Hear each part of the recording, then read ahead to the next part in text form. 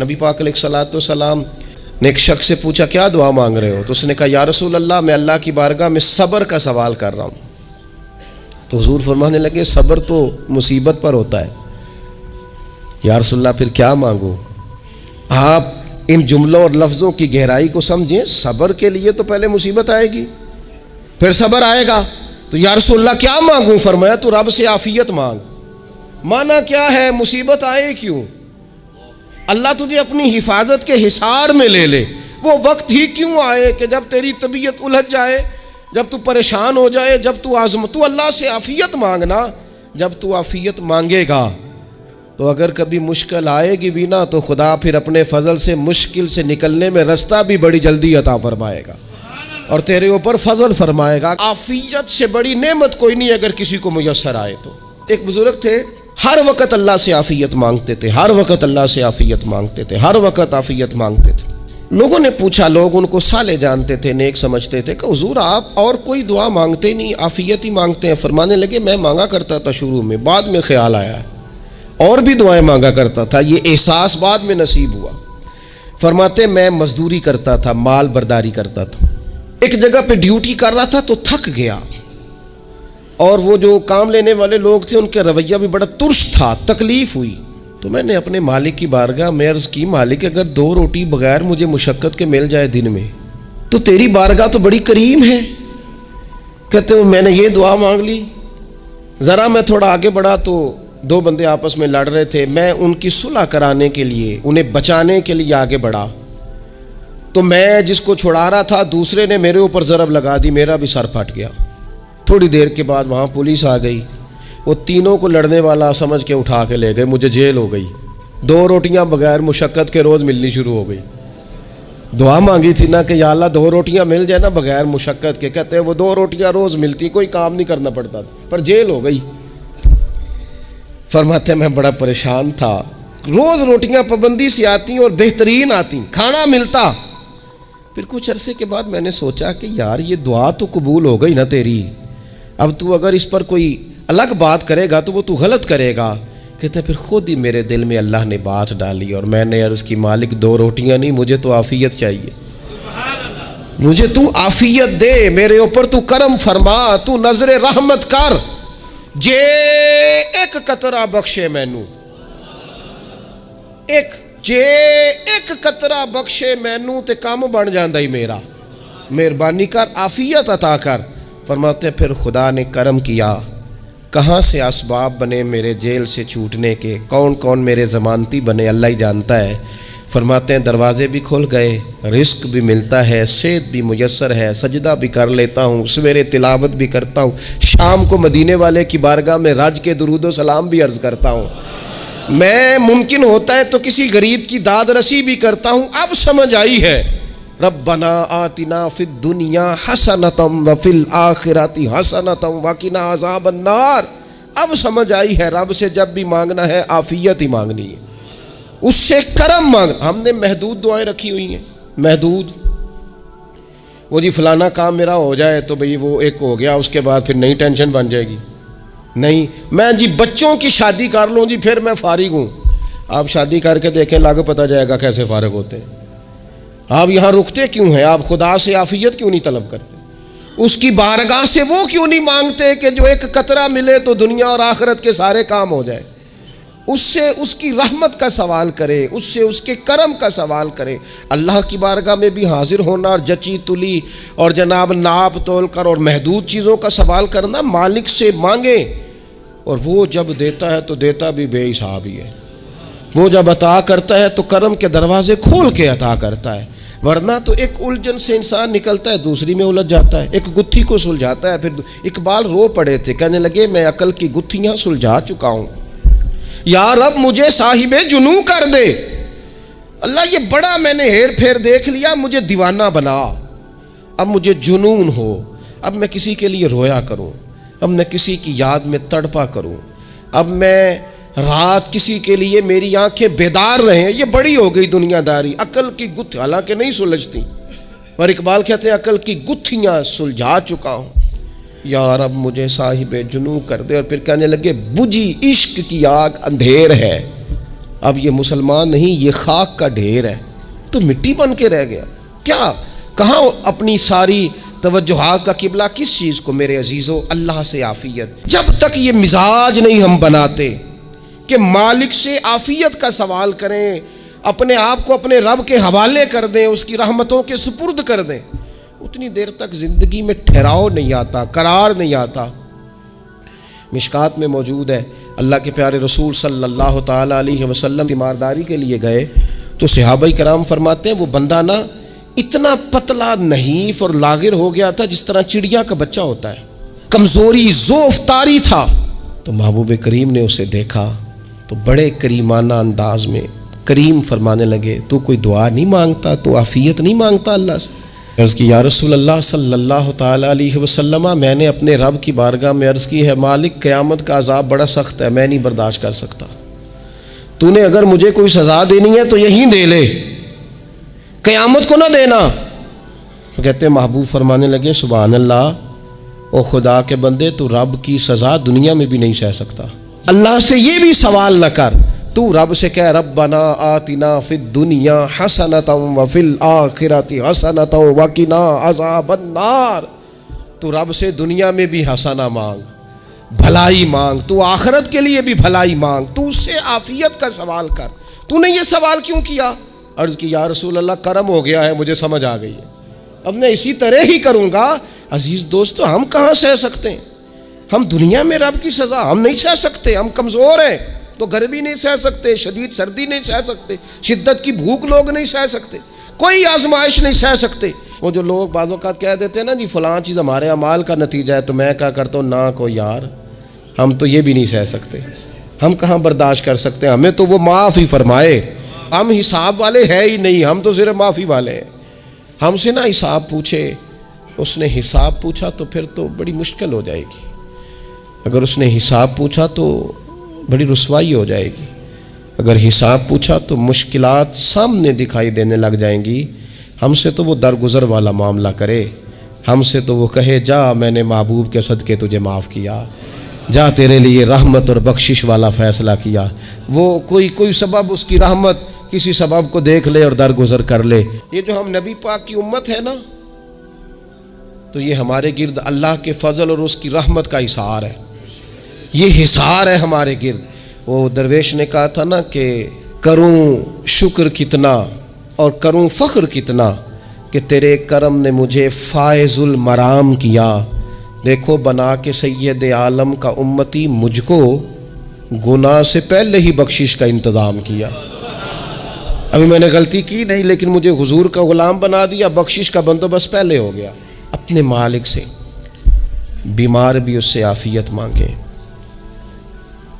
مقروض بھی اس سے عافیت مانگے، بے اولاد بھی اس سے عافیت ہی مانگے، صاحب اولاد بھی اس سے عافیت ہی مانگے، جو دولت کے حصول کے رزق حلال کے خواہش مند ہیں وہ بھی اس سے عافیت مانگے، اور جن کی جھولی اس نے بھر دی ہے وہ بھی اپنے رب سے عافیت ہی مانگیں. مالک سے جب سوال کریں، ایک بزرگ تھے انہوں نے تو اپنی انگوٹھی میں لکھوا لیا تھا کہ یا اللہ مجھے عافیت عطا فرما، مگر جب بھی دیکھتا ہوں یاد آ جاتا ہے کہ اللہ سے عافیت مانگنی. اپنے مالک کی بارگاہ کے اندر دیکھو، میں نے دیکھا ہے وہ کسی نے کہا تھا کہ تیری خواہش ہے کہ وہ تیری آرزو کرے پوری، اور میری خواہش ہے کہ تیری آرزو بدل جائے. کچھ لوگ ایسی خواہشات بھی لے کے آتے ہیں کہ جو پوری نہ ہو تو بہتر ہوتا ہے. اس لیے آپ کو پتہ ہے موت مانگنا جائز نہیں دین میں. مصائب سے گھبرا کر، مشکلات سے گھبرا کر، زندگی کے مد و جزر سے پریشان ہو کر موت کا سوال کرنا جائز نہیں. کس طرح جائز ہے؟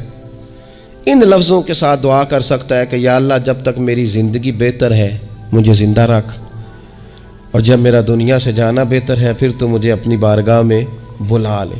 یہ بھی کیا ہے؟ یہ بھی عافیت کا سوال ہی ہے کہ یا اللہ رکھ بھی تب تک جب تک رہنا بہتر ہے. نبی پاک نے بھی ارذل العمر ہونے سے پناہ مانگی. ہمارا یہ مزاج بن گیا ہے کہ ہم اپنے حق میں ایسی چیزوں کا سوال کر رہے ہوتے ہیں جو کئی دفعہ ہمیں مل جائیں تو ہمارا نقصان کریں. قرآن حکیم ایک جگہ پہ اللہ کریم نے فرمایا ہے کہ اگر سب لوگوں کو مال دے دوں تو بغاوت کریں، فساد ہو جائے۔ کیا مانا کہ اپنا نقصان کر بیٹھے لوگ۔ ہم اپنے مالک کی بارگاہ میں بعض ایسی چیزوں کے سوالی ہیں کہ جو ہمارے لیے ٹھیک نہیں ہے، ہمیں اس کے کرم پر چھوڑنا ہے، اس سے عافیت مانگنی۔ اور بعض لوگ، کیونکہ میں کہہ چکا ہوں شروع میں کہ ہماری دینی روحانی تربیت نہیں ہوتی، اور ہم کہیں سے باقاعدہ اسباق لینے کے قائل ہی نہیں ہوتے، پوری تربیت کا ہمارا مزاج ہی نہیں ہوتا، اپنی عقل اور اپنا شعور اور اپنے حساب سے ہم زندگی کو بتانا چاہتے ہیں۔ اور یہ جو میرا دور ہے یہ ویسے ہی الجھا ہوا زمانہ ہے، اللہ ماشاء اللہ، پتہ نہیں کوئی کیا بول رہا ہے، کوئی کیا کہہ رہا ہے، ایسے جیسے کوئی میلہ لگا ہوا ہے، اور کان پڑی آواز سنائی نہیں دے رہی۔ جس کی دکان پر کوئی گاہک نہیں وہ بھی کہہ رہا ہے لائنیں بنا لو۔ ایسا الجھا ماحول ہے اور ایسی آزمائش ہے کہ لوگ بیچارے پریشان ہیں۔ دیکھیں، جب تربیت کے ساتھ انسان آگے بڑھتا ہے نا، ہمارے پاس مقتدا ہے اللہ رسول کا کلام، ہمارا پیشوا ہے رب رسول کا فرمان۔ جب ہم کتاب و سنت کی روشنی میں آگے بڑھتے ہیں تو پھر ہمارے لیے منزل آسان بھی ہوتی ہے اور قریب بھی ہوتی ہے، پھر ہمارے لیے آگے کی طرف سفر کرنا، آگے بڑھ جانا یہ آسان ہوتا ہے۔ آپ غور کریں، جو لوگ دنیا میں کامیاب رہے، بھلا کس طرح کامیاب رہے؟ وہ اس طرح کامیاب رہے کہ انہوں نے نا اپنے رب سے عافیت مانگی، اللہ تعالیٰ نے خود بخود ان کے لیے رستے بنائے۔ آپ تاریخ پڑھیں گے بعض لوگوں کی تو لگ نہیں رہا تھا کہ وہ اتنی کامیابی حاصل کریں گے۔ دیکھ لیں آپ، حضرت غوث اعظم جیلانی رضی اللہ تعالیٰ عنہ بغداد شریف تشریف لاتے ہیں تو ان کی کیفیت یہ ہے کہ پتے کھا کے گزارا کرنا پڑتا ہے، یعنی پیچھے کوئی ایسا بیک گراؤنڈ کسی کا بنایا ہوا ادارہ، کوئی بڑی خانقاہ، کوئی بڑے لمبے چوڑے والد صاحب کے مریدین، کوئی بڑا لمبا سلسلہ نہیں مل رہا۔ ان کو بظاہر پتے کھا کے گزارا کرنا پڑتا ہے، لیکن چونکہ وہ نکلے ہیں اللہ کی مدد کے ساتھ، انہیں اللہ نے تائید دی ہے، فضل فرمایا ہے، تو نتیجہ یہ نکلا ہے کہ 70 ہزار بندہ ایک ایک وقت میں تربیت لینے کے لیے ان کے سامنے موجود ہے۔ یہ اللہ نے اسباب بنائے ہیں، کیونکہ جب رب عافیت عطا کرتا ہے تو پھر اللہ اسباب بھی پیدا فرماتا ہے۔ ہمارا ذہن تو تھک جاتا ہے سیاست کرتے کرتے، ہم تو جناب پوری ترتیب سے ہمیں سلیقہ آتا ہے کس طرح کر کے کس بندے کو کیسے قائل کرنا، پورے طور پر ہم وہ ساری زندگی سیاست کرتے رہتے ہیں۔ وہ خاندانوں میں بھی چلتی ہے، گلی محلے میں بھی چلتی ہے، دوستوں میں بھی چلتی ہے، اور بعد میں پتہ چلتا ہے کہ یہ پتے کھیل کون رہا تھا، اصل میں صلح کرانے والا تھا کہ لڑائی کرانے والا تھا، یہ سب کا خیر خواہ تھا، یہ سب کی ذہن کے اندر فطور کی آمیزش ہی اس شخص کی وجہ سے تھی۔ ہم چونکہ وہ خاص عافیت اللہ سے نہیں مانگتے، ہماری مخصوص سیاست ہوتی ہے سبھی کو راضی رکھو، اس کا نتیجہ یہ نکلتا ہے کہ ایک ٹائم آتا ہے کوئی بھی راضی نہیں رہتا۔ ہم اگر اپنے مالک کی طرف رجحان کریں اور اللہ نے جو ہمیں شعور دیا ہے اس شعور کو لے کر اللہ کی بارگاہ کی طرف بڑھیں، آپ یقین کریں اعلیٰ حضرت بریلوی رحمۃ اللہ علیہ کی کتابیں ہیں، ایک ایک کتاب پر پی ایچ ڈی ہو رہی ہے، اور انہوں نے 150 سال پہلے بیٹھ کر جو کچھ لکھا تھا بین ہی لفظ بلفظ اس کی ضرورت آج محسوس ہو رہی ہے اور آنے والے وقت میں بڑھ رہی ہے۔ لیکن ان کے پاس کوئی ٹیم نہیں تھی، 50 لوگ نہیں تھے جو ان کے پاس بیٹھ کے لکھواتے، اپنا پریس نہیں تھا، ایسے لوگ نہیں تھے کہ جن کو پتہ ہوتا کہ کتاب ہم کل چھاپیں گے اور اتنے فیصد یہ مارکیٹ میں نکل بھی جائے گی، ایسا کچھ نہیں تھا۔ کیا تھا؟ اللہ کی مدد ساتھ تھی، تائید ایزوی ساتھ تھی، اللہ نے اپنی عافیت میں رکھا تھا۔ وہ قرآن مجید کی آیت کا ترجمہ کرتے ہیں نا اعلیٰ حضرت، اہدنا الصراط المستقیم، یا اللہ ہمیں سیدھی راہ پہ چلا۔ بہت سارے مفسرین نے کہا اے اللہ ہمیں سیدھا راستہ دکھا، فرماتے ہیں اے اللہ ہمیں سیدھی راہ پر چلا۔ تو کسی نے کہا حضور یہ چلا اور دکھا میں کیا فرق ہے؟ فرمانے لگے دکھانے کا مطلب یہ ہوتا ہے کہ کسی نے پوچھا میں نے گجرانوالہ جانا ہے، تو دکھانا یہ ہے کہ اسے کہا یہاں سے باہر نکلو، روڈ پہ چڑھ جاؤ، سیدھے جاؤ گے، ایک پول آئے گا اسے کراس کرنا، نیچے اترنا، وہاں سے شہر شروع ہو جائے گا۔ پھر اس نے اگر کوئی اندرونی جگہ شہر کی پوچھ لی تو اس کو کہا کہ رائٹ ہو جانا، پھر لیفٹ ہو جانا، پھر آگے کسی سے مزید۔ یہ ہے راستہ دکھانا اور ایک ہے چلانا۔ اس نے کہا میں نے گجرانوالا جانا ہے، تو اس نے کہا ساتھ بیٹھنا میری گاڑی پہ، جہاں تو نے جانا ہے میں چھوڑ کے آتا ہوں، یہ راستے پہ چلانا ہے، یہ مقام تفکر ہے، آپ اس پر غور فرمائیں گے۔ کہتے ہیں یا اللہ تو ہمیں راستہ دکھائے گا اور دکھاتا ہے، لیکن چاروں جانب شیطان بھی تو بیٹھا ہے نا، فتنے بھی تو ہے نا، تو اگر تیری رحمت ساتھ ساتھ رہے، مانا کہ محبت کے سفر میں ہر گام پہ 100 مشکل ہے، لیکن یہ سفر آسان بھی ہے اگر ساتھ تمہارا ہو جائے۔ اگر تو ساتھ چلے تو پھر یہ سفر مشکل ہے۔ وہ ہارون رشید نا اپنے محل کی چھت پہ ٹہل رہا تھا، سب سے اوپر والے چوارے پر، نیچے سے حضرت بہلول دانا گزر رہے تھے، اوپر اس کے ساتھ سپاہی بھی تھے، گن مین بھی تھے۔ اس نے کہا یہ بابا تو ذرا اوپر اٹھاؤ۔ انہوں نے ایک ڈولی، ایک ٹوکری سمجھ لیں، اس کو رسیاں باندھ کے نیچے پھینکا۔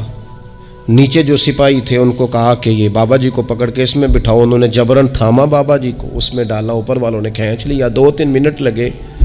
ہارون رشید کے سامنے حضرت بہلول دانا پہنچ گئے تو تھوڑے ناراض بھی ہوئے کہ یہ کوئی طریقہ تو نہیں نا بلانے کا۔ ملاقات ہوئی تو کہا کیوں بلایا؟ کہنے لگا ایک مسئلہ پوچھنا تھا۔ فرمانے لگے بادشاہ ہے نا، تیرے مسئلے پوچھنے کا بھی اپنا ہی انداز ہے، پوچھ مسئلہ۔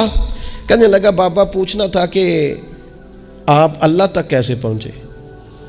حضرت بہلول دانا چپ کر گئے۔ 2-4 منٹ کے بعد کہنے لگے جس طرح ابھی زمین سے تیرے تک نہیں پہنچا، بالکل اسی طرح ہی پہنچ گیا اور رب کریم کی بارگاہ تک، اور وہ بھی جو اس نے کرم فرمایا ہے، ورنہ میں تو نہیں سمجھتا کہ میں پہنچ گیا، وہ بھی اگر تیری خوش گمانی ہے۔ ہارون رشید کہنے لگا مجھے سمجھ نہیں آئی۔ فرمانے لگے تو بادشاہ جو ہے، اتنی جلدی کیسے سمجھ میں آئے گی تجھے بات؟ فرمانے لگے اگر میں تجھ سے ملنا چاہتا نا تو میں ایک درخواست لکھتا، پھر کسی وزیر سے سفارشی سائن کراتا، پھر وہ جمع کراتا، پھر مجھے ٹائم ملتا کہ فلاں دن فلاں تاریخ فلاں ٹائم آ جانا، پھر آ کے میں لائن میں لگتا۔ پھر بھی تو بادشاہ ہے، تیرا موڈ بنتا ملنے کا کہ نہ بنتا۔ جب میں چاہتا تو پتہ نہیں کتنا ٹائم لگ جاتا، جب تو نے چاہا ہے نا تو 1 منٹ بھی نہیں لگا۔ فرمانے لگے میں نے دعویٰ ہی نہیں کیا کہ میں جد و جہد کر کے پہنچوں گا، میں نے تو رب کی بارگاہ میں عاجزی کی ہے، پھر رب نے ہی کرم فرمایا ہے، اسی نے مہربانی کی ہے۔ مانا کہ محبت کے سفر میں ہر گام پہ 100 مشکل ہے، لیکن یہ سفر آسان بھی ہے اگر ساتھ تمہارا ہو جائے۔ اس کے کرم کا ساتھ رہا ہے، اس سے عافیت مانگی ہے، اپنے آپ کو اس کے سپرد کیا ہے تو اس نے کرم کر دیا، ہمارا نہ جی۔ کیونکہ سب سے بڑا مسئلہ روحانی تربیت کا ہے۔ ہمارے ہاں باتیں ڈھیر سارے لوگوں کو آتی ہیں اور بہت زیادہ آتی ہیں۔ منصوبہ بندی کرنا، پلاننگ کرنا، اپنے معاملات کو خود سے کیسے لے کے چلنا ہے، کیسے ٹھیک کرنا ہے، اپنے حق میں دنیا کو کس طرح قائل کرنا ہے، یہ ڈھیر سارے لوگوں کو آتا ہے۔ اور اپنے حق میں دلائل کس طرح قائم کرنے ہیں، اس میں بہت سارے لوگ خود کفیل ہوتے ہیں، انہیں کسی سے مشاورت کی بھی ضرورت نہیں ہوتی۔ لیکن اللہ کی بارگاہ سے اپنا رشتہ کیسے جوڑنا ہے، مالک سے کرم کا سوالی کس طرح کر کے ہونا ہے، اللہ سے عافیت کا سوال کیسے کرنا ہے، یہ چونکہ روحانی تربیت میں ہمارا مزاج نہیں ہوتا، لہذا ہم اس طرف جاتے نہیں۔ ہم وہ اپنی مرضی کی چیزیں، یعنی وظیفہ پوچھ کے گئے ایک صاحب، کچھ عرصے کے بعد آئے ہیں تو آ کے کہتے ہیں مولانا صاحب، پیر صاحب یا قاری صاحب یا فلاں صاحب، کسی سے بھی پوچھ کے گئے کس چیز کو نیک آدمی جانا، پھر لوٹ کر آ کے کہتے ہیں کہ آپ نے وظیفہ بتایا تھا پر کام کوئی نہیں ہوا۔ تو میں تو صاف کہتا ہوں اور کھلے دل سے کہتا ہوں کہ بھئی وظیفہ آپ کو بتایا تھا کہ اللہ کی رحمت متوجہ ہوگی، خدا کی رحمت کو آواز دینے کے لیے وظیفہ دیا تھا۔ کوئی بھی وظیفہ رب کو مجبور تو نہیں نہ کر سکتا معاذ اللہ۔ اور وظائف کس لیے پڑھے جاتے ہیں کہ جلدی سے معاملات ٹھیک ہو جائیں، میرے حق میں چیزیں بہتر ہو جائیں، تو اللہ کی رضا کے لیے پڑھے جاتے ہیں۔ تو وظائف کو، عبادات کو، نوافل کو، تلاوت کو، درود پاک کو تو رضا الہی کا ذریعہ بنانا چاہیے۔ لیکن ہم چونکہ ایک پورا الجھاؤ رکھتے ہیں اپنی دنیا داری کے معاملات سیدھے کرنے، ایک پورا خیر رکھتے ہیں۔ وہ لوگ ملتے رہتے ہیں مختلف بزرگوں کی نسبت کے تعلق سے، تو بعض جگہوں پہ بعض لوگ بڑے تیز ہوتے ہیں، یعنی ان سے آپ کی ملاقات ہوتی ہے تو بندے کو محسوس ہوتا ہے کہ یار اسے تو پہلے ہی ساری باتوں کا پتہ ہے، اور کئی دفعہ ان سے ملنے کے بعد احساس ہوتا ہے کہ یار اس سے تو تھوڑا سیکھ ہی لیتے تو بہتر تھا، یہ تو بات بڑی آگے نکل گئی۔ سارا پتہ ہوتا ہے، باشعور ہوتے ہیں، لیکن ڈر آتا ہے اللہ سے۔ اتنا باشعور آدمی، سمجھدار، پنچایت، پریا، لوگ، دین، دنیا سارا پتہ ہے، نماز کا ٹائم آ گیا تو وہ چھپتا پھرتا ہے۔ اس کی طبیعت پر بوجھ بن رہا ہے معاذ اللہ اللہ کے حضور حاضر ہونا، اسے خیر کا کام کرنا پڑ رہا ہے تو وہ ادھر ادھر نکلتا جا رہا ہے۔ تو سوال یہ ہے کہ پھر یہ شعور کا کیا مطلب رکھا ہوا ہے ہم نے؟ پھر اللہ سے دعا کرنے کی ضرورت نہیں۔ وہ حضرت عارف رومی رحمۃ اللہ تعالی علیہ فرمایا کرتے تھے بعض لوگوں کو رب سارا کچھ دیتا ہے، سجدے کی توفیق نہیں دیتا۔ اس کا مطلب یہ ہے کہ وہ کہتا ہے یہ سارا کچھ لے اور نکل جا، میرے گھر نہ آنا، رکھ سارا کچھ پاس۔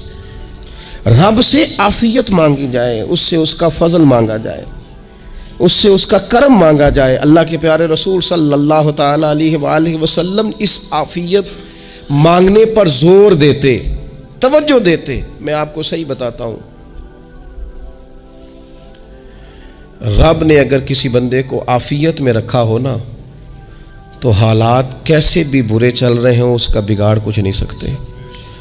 اور اللہ تعالیٰ معاف کرے، 100 دفعہ خاکم بدہن، اگر کسی وقت اس کے کرم کی نگاہ پھر جائے تو پھر سارے اسباب سمیت بھی انسان اپنے پیروں پہ کھڑا نہیں رہ سکتا۔ اس سے جب تک طلب کرم نہیں ہوتا، طلب عافیت نہیں ہوتی، اس کی بارگاہ سے جب تک بندہ مومن پورا رجوع نہیں کرتا، یہ عافیت اتنی اعلیٰ چیز ہے کہ نبی پاک علیہ السلام نے فرمایا اذان اور اقامت کے درمیان جو وقت ہوتا ہے اس میں دعائیں رد نہیں ہوتی۔ دعا مانگا کرو گے تمہاری اللہ اپنے فضل سے قبول کر لے گا۔ عرض کی یا رسول اللہ کیا مانگے؟ تو فرمایا عافیت مانگو رب سے۔ حضرت انس بن مالک حدیث کے راوی ہیں رضی اللہ تعالیٰ عنہ، یہاں بھی فرمایا یہ عین قبولیت کا ٹائم ہے، اب اللہ سے عافیت مانگ لو، اس کی پناہ۔ ہم دعاؤں میں بھی محدود ہو جاتے ہیں۔ رب دا طالب کوئی نہ ملیا، جو ملیا طالب زردہ ہو۔ دعاؤں میں بھی حد بندی۔ بعض اوقات بچے بھی تربیت کرتے ہیں نا، ایک مولانا ہے، ان کا خیال ہے کہ انہوں نے مجھ سے کچھ پڑھا ہے تو کبھی کبھی استاد جی کہہ دیتے ہیں، بہت پرانی بات ہے، انہوں نے مجھے فون کیا کہ اگر آپ کبھی تشریف لائیں، تو میں نے کہا پتر دعا مانگ اللہ کو چھوٹی جی گڈی دے وے۔ تو اس بچے نے میری بڑی تربیت کی، کہنے لگا استاد جی اللہ کو لو منگنی ہے تو وڈی ساری منگو، آپ نے محدود کیوں کیا کہ بھئی یہ چھوٹی سی اللہ گاڑی کیوں اللہ چھوٹی دے، رب دے تو بڑی دے اور رحمت سے دے، اللہ سے مانگنی ہے نا جی۔ ہم تربیت نہیں لیتے۔ میں نے اس کا شکریہ ادا کیا، میں نے کہا بیٹے تو نے بڑی سونی بات کی، اللہ تجھے اس کا اجر عطا کرے، اللہ تجھے برکات عطا کرے۔ اگر آپ نے سیکھنا ہے تو پھر آپ سیکھ لیں گے، اور اگر نہیں سیکھنا تو پھر یہی کہنا ہے ساری عمر لنگی بندہ کو نہیں ملیا، چونکہ مزاج نہیں ہے نا سیکھنے کا، اس لیے پھر ملا ہی کوئی نہیں، پھر ساری زندگی کو میسر ہی نہیں آیا، کسی نے نصیحت ہی نہیں کی، کوئی آنکھوں کو بھایا ہی نہیں، خود ہی بڑے سیانے تھے، خود ہی بہت بڑے تھے، اپنا قد ہی بڑا اونچا تھا، سب ٹھگنے چھوٹے اور کمزور اور بونے نظر آئے۔ تو آج کی پوری گفتگو میں آج آپ کو بڑی ذمہ داری سے یہ گزارش کر رہا ہوں، اللہ سے عافیت مانگے، ہر وقت عافیت مانگے۔ میری سالوں سے روٹین ہے، میں دعا مانگتا ہوں اللہم انا نسألک العفو والعافیۃ فی الدین والدنیا والآخرہ، اور یہ خاموش تبلیغ ہوتی رہی، میں مانگتا رہا، کئی بچوں کو ویسے یاد ہو گئی، اس کو یاد کر لیں، اللہ سے عافیت مانگے، دین میں، دنیا میں، آخرت میں، اس کو اپنا مزاج بنائیں۔ اللہ تبارک و تعالی ہم سب کو عافیت نصیب فرمائے۔ آخر دعوانا الحمدللہ۔